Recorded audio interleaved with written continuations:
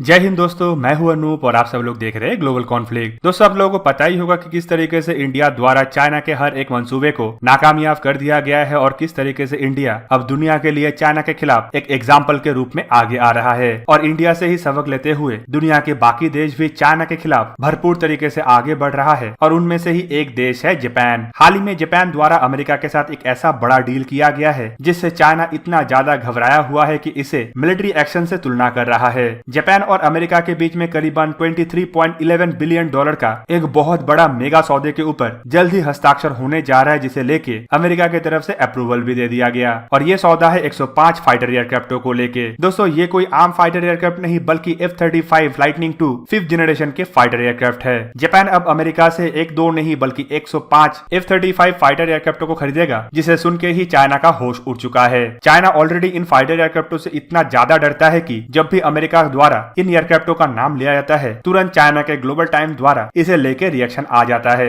Global times की तरफ से तो एक तरीके से अमेरिका को धमकी देते हुए ये बताया गया था कि अमेरिका इस तरीके का फाइटर एयरक्राफ्टों को चाइना के पड़ोसी देशों में ना बेचे, खास करके जापान, साउथ कोरिया और इंडिया जैसे देशों में। और अगर अमेरिका इस तरीके का हरकत करता है तो चाइना अपना नया बॉम्बर H-20 को पाकिस्तान जैसे एलाइज देश में बेचेगा। दोस्तों, इसी बयान से आप लोगों को पता चल रहा होगा कि चाइना F-35 फाइटर एयरक्राफ्टों से कितना ज्यादा डरता है। और अमेरिका और जापान के बीच में अगर ये F-35 के ऊपर डील हो जाता है तो इससे चाइना को घेरने में कितना ज्यादा मदद मिलेगा। जापान ऑलरेडी कुछ F-35 एयरक्राफ्टों को अमेरिका से खरीद चुका है और अमेरिका के डेटा के मुताबिक जापान के पास ऐसा एयरक्राफ्ट अभी ऑपरेट भी कर रहा है। और हाल ही में जब जापान की तरफ से 63 F-35A conventional take off and landing aircraft और 42 F-35B शॉर्ट टेक ऑफ और वर्टिकल लैंडिंग एयरक्राफ्ट खरीदने का प्रस्ताव को दिया गया था, तो तुरंत ही अमेरिका की तरफ से इस प्रस्ताव को पास करते हुए इसे लेके अप्रूवल दे दिया गया। दोस्तों, ये F-35 एयरक्राफ्टों का सबसे बड़ा सिंगल डील है जिसमें एक साथ इतने सारे फाइटर एयरक्राफ्टों को बेचने का मौका मिलेगा। F-35 को दुनिया के सबसे बेहतरीन फाइटर एयरक्राफ्टों में से एक माना जाता है और ये दुनिया का दूसरा operational 5th generation fighter aircraft है। दोस्तों, इन एयरक्राफ्टों का खासियतों के बारे में आप सब लोगों को ऑलरेडी बहुत सारे वीडियो में बता चुका हूँ, लेकिन हाल ही के कुछ घटनाओं को मैं फिर से एक बार दोहराना चाहता हूँ ताकि आप लोगों को पता चल जाए कि ये एयरक्राफ्ट को लेके चाइना इतना ज्यादा चिंतित क्यों है। इन एयरक्राफ्टों का इस्तेमाल करके ही इजराइल की तरफ से ईरान के अंदर हमला किया गया था और ईरान के एयर डिफेंस सिस्टम जो रशिया से खरीदा हुआ S-300 सिस्टम है उसने भी F-35 को डिटेक्ट नहीं कर पाया। और ऐसे सिचुएशन में अगर चाइना के नजदीकी देशों में F-35 जैसे एडवांस ट्रेंड फाइटर एयरक्राफ्टों का तैनाती होता है तो चाइनीज एयरफोर्स के पास तो इसे काउंटर करने का क्षमता है ही नहीं। और अगर इन एयरक्राफ्टों का इस्तेमाल करके जापान चाइना के मेनलैंड के अंदर अटैक भी करता है तो चाइना के पास इतना क्षमता नहीं है कि इन एयरक्राफ्टों को देख पाए या मार गिरा पाए। और दोस्तों, F-35 का जो B वर्जन है, मतलब वर्टिकल टेक ऑफ और लैंडिंग एयरक्राफ्ट, इन्हें आसानी से जापानीज नेवी में इस्तेमाल होने वाला हेलीकॉप्टर कैरियरों में भी इस्तेमाल किया जा सकता है, जिससे ये हेलीकॉप्टर कैरियर एक एयरक्राफ्ट कैरियर में तब्दील हो जाएगा।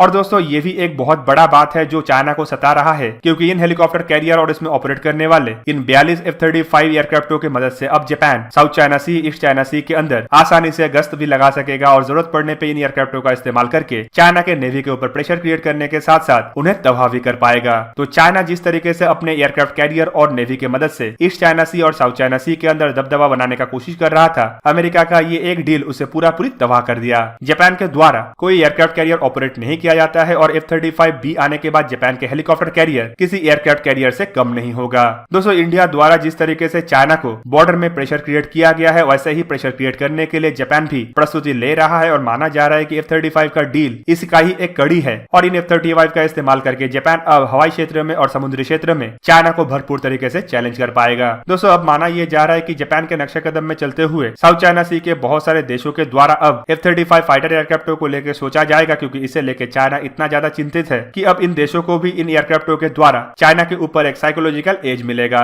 चाइना इन एयरक्राफ्टों को लेकर इतना ज्यादा डरता है कि किसी भी देश के पास अगर ये एयरक्राफ्ट होगा तो चाइना साइकोलॉजिकली उस देश को लेकर काफी ज्यादा डर में रहेगा। और ये पूरा का पूरा रीजन के लिए एक बहुत ही महत्वपूर्ण बात है, क्योंकि चाइना जो हरकतों में आगे बढ़ रहा है उसे काउंटर करने के लिए चाइना को हर तरीके से घेरना जरूरी है। पर दोस्तों, सवाल ये भी उठता है कि जापान की तरफ से 105 एयरक्राफ्टों के लिए जो कीमत को चुकाया जा रहा है, क्या वो चाइना के सराउंडिंग देशों के लिए इन एयरक्राफ्टों को खरीदने का एक सुइटेबल ऑप्शन हो सकता है। दोस्तों, जापान द्वारा करीबन 23.11 बिलियन डॉलर खर्चा किया जाना है, मतलब एक एक एयरक्राफ्ट का कीमत करीबन 220 मिलियन डॉलर से भी अधिक होगा। पर अभी तक दोनों देशों के बीच में इसे लेकर डील के ऊपर हस्ताक्षर नहीं हुआ है और अमेरिका की तरफ से सिर्फ एयरक्राफ्टों के बेचने का अप्रूवल दिया गया है। तो इससे हम लोग मान सकते हैं कि डील के अंदर कुछ और भी शर्त होगा, जैसे कि एयरक्राफ्टों का मेंटेनेंस, हथियार और एयरक्राफ्टों में इस्तेमाल होने वाला कुछ अन्य इक्विपमेंट। जबकि अगर एयरक्राफ्टों का असल कीमत को देखें तो आपको पता चलेगा कि इन एयरक्राफ्टों को साउथ कोरिया और कुछ अन्य देशों को 140 से 160 मिलियन डॉलर के लागत में बेचा जाता है। तो कुल मिला के 140 या 160 मिलियन डॉलर होने पर भी साउथ ईस्ट एशिया के बहुत सारे ऐसे देश है जो चाइना के साथ अपना विवाद रखता है और विवाद को निपटाने के लिए अमेरिका से इन एयरक्राफ्टों को खरीद सकता है। देखना यह है कि जापान के डील के बाद भारत क्या सच में F-35 को लेके पॉजिटिविटी दिखाएगा और अमेरिका की तरफ से जो कीमत में जापान को इन्हें बेचा जा रहा है भारत के लिए क्या उसमें कुछ रियायत दिया जाएगा। तो दोस्तों आप लोगों को क्या लगता है कि जापान द्वारा 105 फाइटर एयरक्राफ्टों को खरीद के चाइना को कितना प्रेशर क्रिएट किया जाना संभव हो पाएगा? कमेंट करके जरूर बताइए और साथ ही साथ ये भी बताइए कि भारत की तरफ से भी क्या अब F-35 को लेके क्या सोच विचार करना सही होगा। तो दोस्तों ये था आज का वीडियो। अगर आप लोगों को ये वीडियो अच्छा लगा तो इसे लाइक कीजिए, साथ ही साथ मेरे चैनल को सब्सक्राइब कीजिए और सब्सक्रिप्शन बटन के साइड बना हुआ बेल आइकन को भी प्रेस कर दीजिए ताकि आप मेरा वीडियो देख पाए सबसे पहले। जय हिंद।